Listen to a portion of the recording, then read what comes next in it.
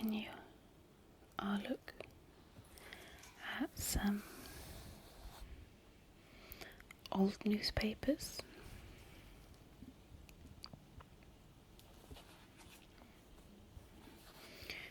All with a royal theme.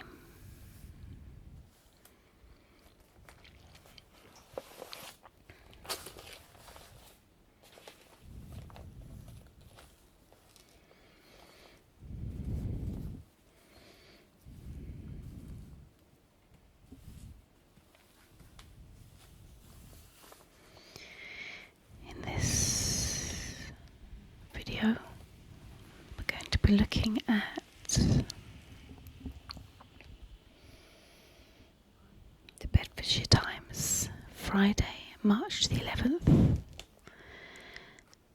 1966. The Centenary Supplement.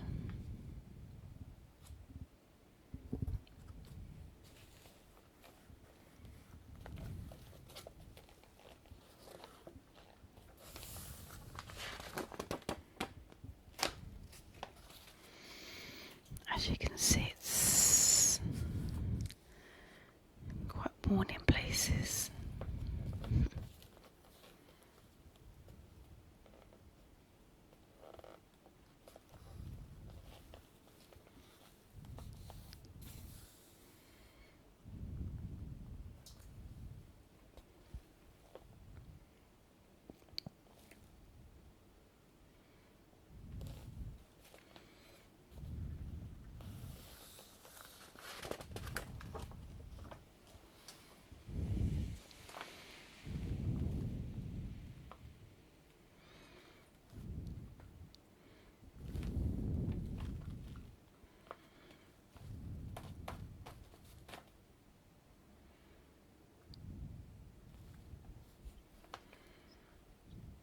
Bedford's 800 years. St Mary's Saxon Tower, the only other Saxon tower in Bedford. St Peter's, which is here.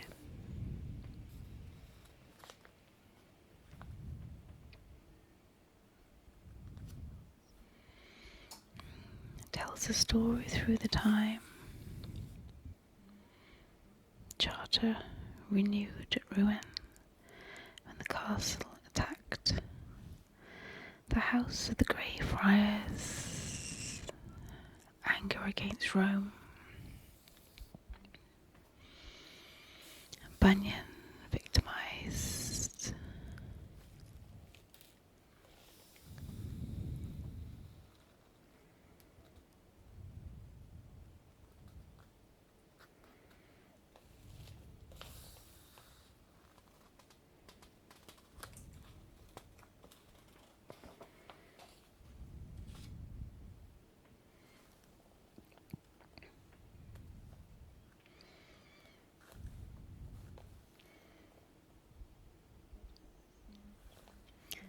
Bedford has seen more changes in the last 2 decades than in any earlier period of the 800 years that have passed since its first extant charter was granted.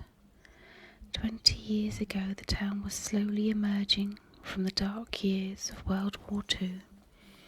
Food rationing had not come to an end, and the town looked drab after 6 years in which the war effort had absorbed all resources of money and manpower.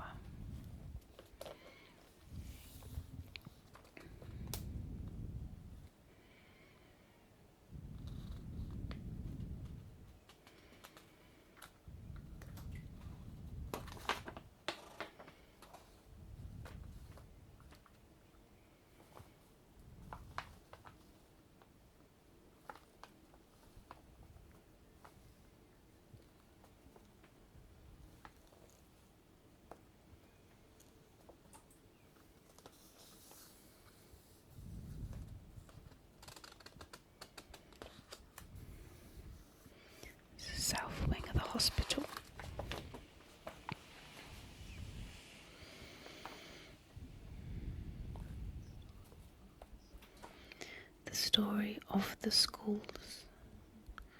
The story of the schools in Bedford down the centuries is bound up in no small measure with the Harper Trust. Much of the development of the borough, and indeed much of its fame throughout the world, is due to the schools administered by the Trust.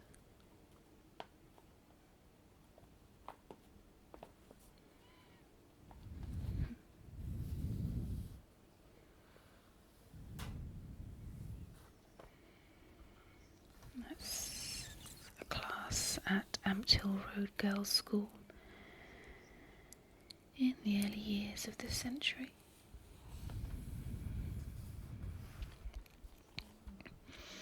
And Bedford is still a market town.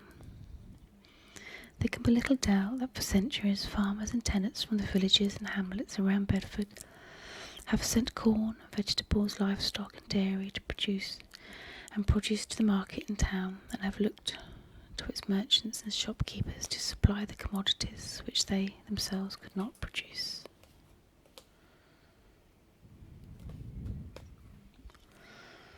The first corn exchange cost £2,000.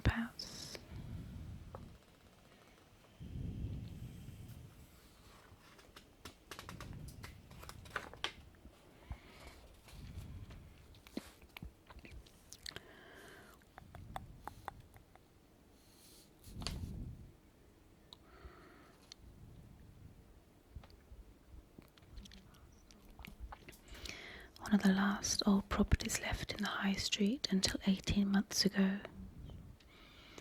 Sell and Wilshaw's fish shop and butcher's shop reminded one of old Bedford, but even this has now departed, and modern architecture sprouting the town centre is more typified by this view of the new blocks. More of old Bedford, which has disappeared only recently.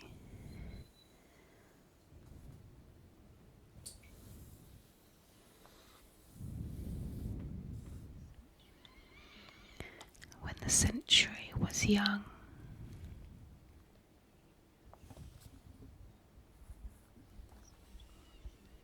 Blake and Edgar's photographs show a dignified and spacious Bedford with the time to spare and room for everyone.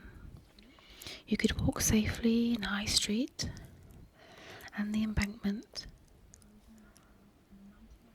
the frozen Longholm, and in 1905 the Regatta had more activity, but the fumes and the frenzy of the motor age were still in the future.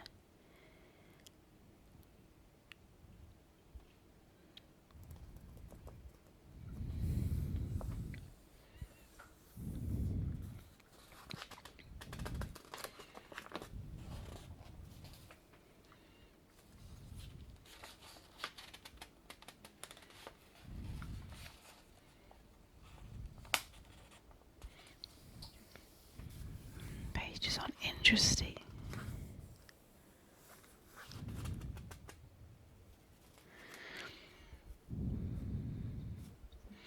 Where John Bunyan once walked is now a thriving centre of industry. Much water has flowed down the Ouse since the writing of Pilgrim's Progress. Till today a new saga could be written about progress in the new electronic age, progress with which the resources and developments of Texas Instruments Limited are proud to be associated.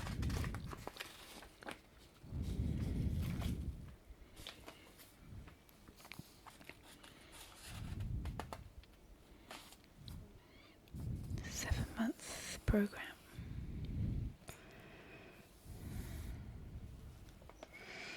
Today's Town Council, whose actions colour our destiny, as photographed in a recent meeting.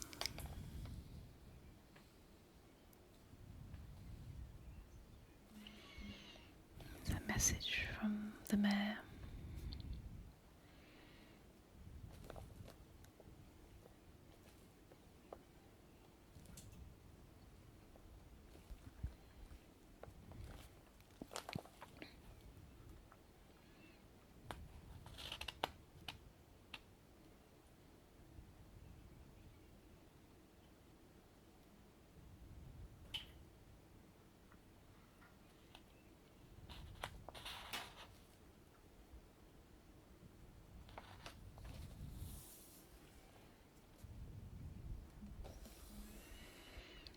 Her Majesty Queen Elizabeth, the Queen Mother, is to honour us with a visit during the celebrations, and this will give great pleasure to all of us.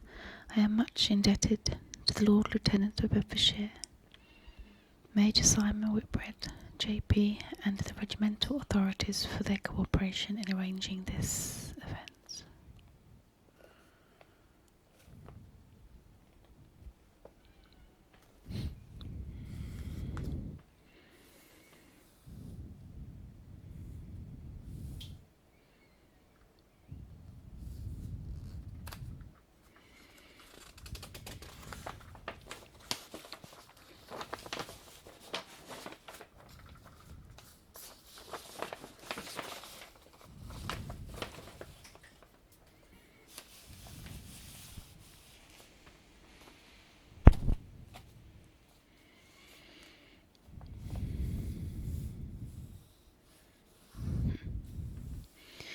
Elizabeth Arden and Pringle.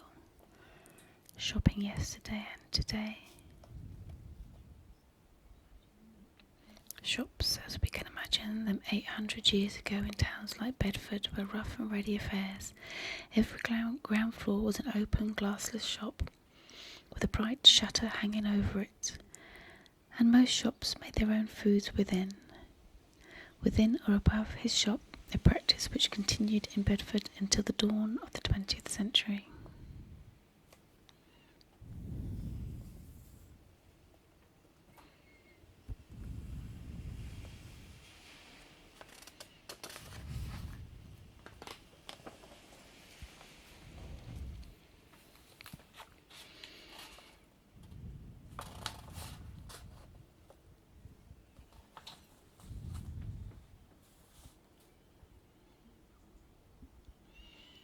Recalling the leisurely days, St Mary's Square in the days of the horse and carriage. Some of Bedford's early motor cars in Course's garage.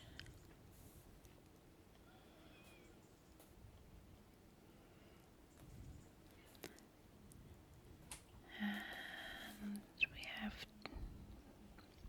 Mr. Tom Coombs's lace makers.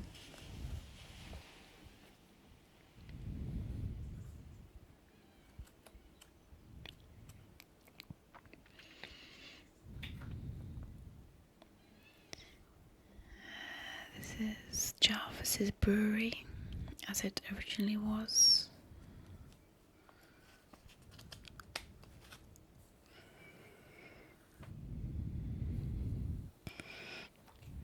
John Smith and Wells and Co.'s fleet of horse-drawn furniture removal vans.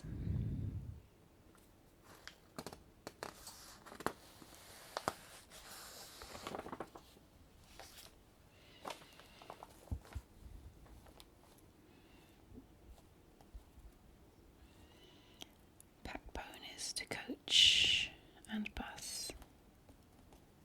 Those were the days. Roads in Bedfordshire, as well as in most of the southern and midland counties, had sadly deteriorated by the 12th century from the superb system mainly used for military purposes, built and maintained during the Roman occupation. Much of the country was forest, the roads were just tracks, and travellers rode horseback, and goods were conveyed by pack ponies. Wheeled carriages made very slow progress both in transit and in development.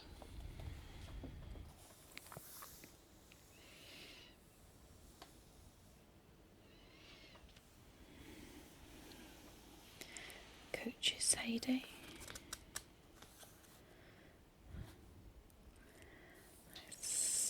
Sports jackets, indestructible socks, shoes, back to school shirts and blazers, fine jackets and trousers, and quality. School coats look best, are best.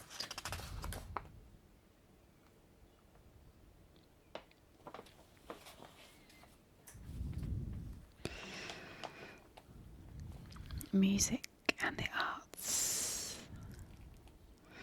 For a town which has no professional theatre, Bedford has a remarkable number of amateur theatrical societies, and bearing in mind that the borough has no concert hall, there is an exceptional wealth of organised musical talent. Singing groups and amateur theatre. It's a programme.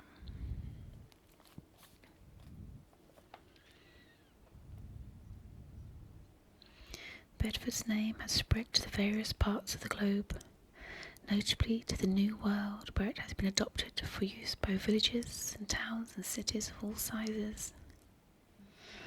There is a Bedford near Halifax, Nova Scotia, and a Bedford in South Quebec, while the United States has a New Bedford, to which settlers first came in 1640, and which was once the world's greatest whaling port. Among other American Bedfords are those in Pennsylvania, Tennessee, Virginia, Indiana, Kentucky, Iowa, Massachusetts, New Hampshire, and Ohio, together with a Bedford Village in New York, a Bedford Park in Illinois, and a Bedford Springs in Pennsylvania. In South Africa's Cape Province, a Bedford is to be found at the foot of the Winterberg Mountains, its inhabitants being mainly engaged in stock raising and dairying.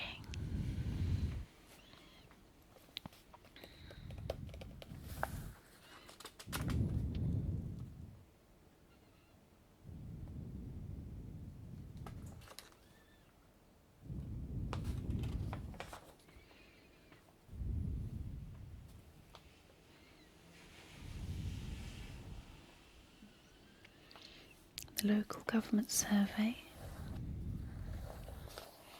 and some final thoughts. The biggest changes in Bedford have been social.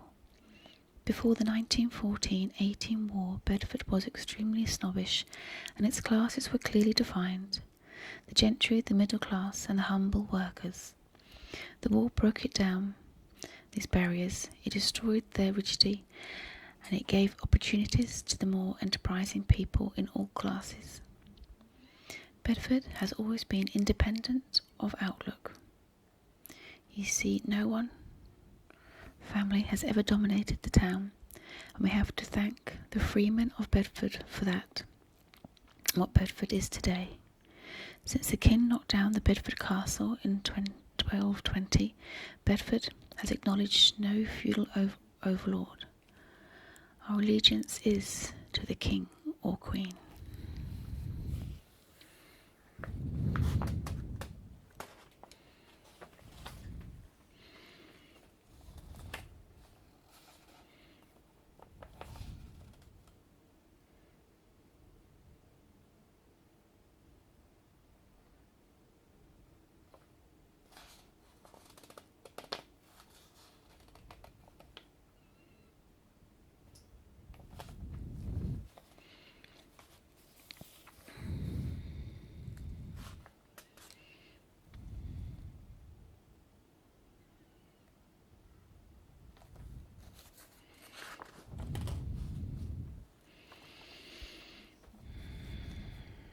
From small beginnings, sport touches the lives of us all through in different degrees, from the fantastic fan or player to whom Saturday afternoon is everything, through the parent drawn into the makeshift game of cricket one sunny afternoon on the sands, to the housewife who loathes mention of the very word of sport, yet waits patiently for the husband's return from the match or a soggy river bank. Those were the days.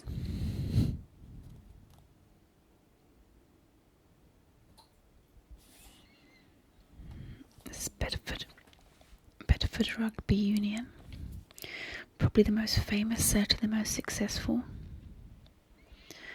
15 ever fielded by Bedford Rugby Club was the one shown above. In seasons 1893 to 1894, of 29 games played, 27 were won, 1 drawn, 0-0 versus Northampton, and 1 lost.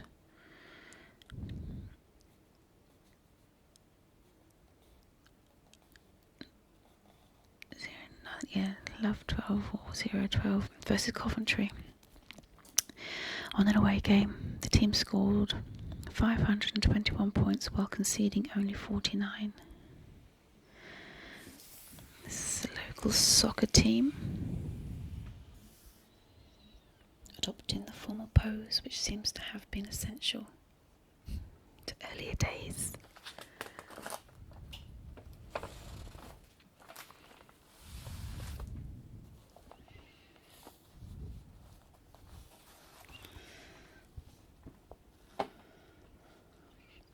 The 1166 Charter.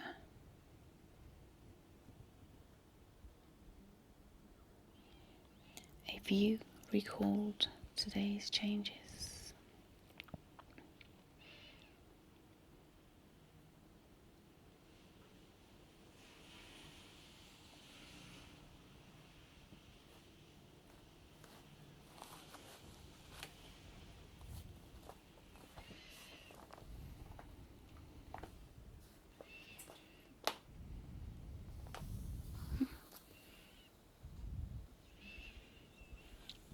Printed and published by the Bedfordshire Times Publishing Company,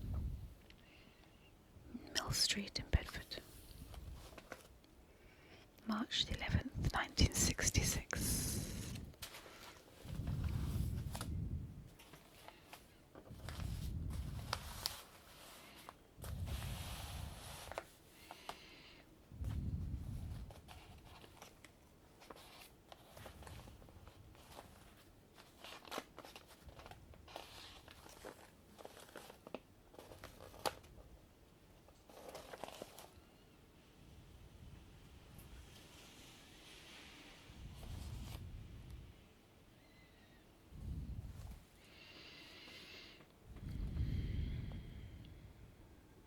Thank you for joining me,